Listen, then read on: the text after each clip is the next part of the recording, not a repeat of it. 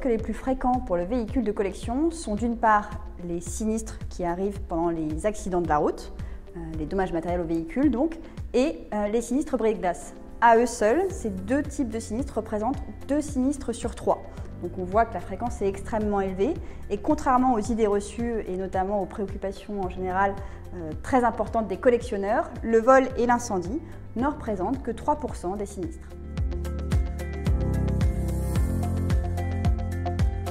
Alors, les véhicules de collection, c'est vrai qu'ils roulent moins, qu'ils font moins de 1000 km par an.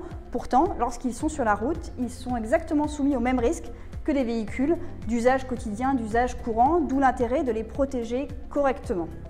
En plus, c'est des véhicules qui sont souvent anciens, fragiles, sujets à des réparations ou à des réparations coûteuses ou à des pannes plus fréquentes.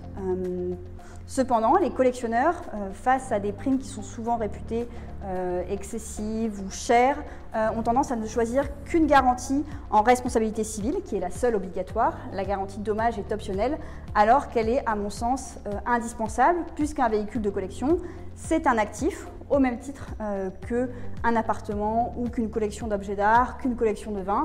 Et un actif doit être protégé, notamment quand on parle du marché des véhicules de collection, qui est un marché extrêmement spéculatif et extrêmement fluctuant.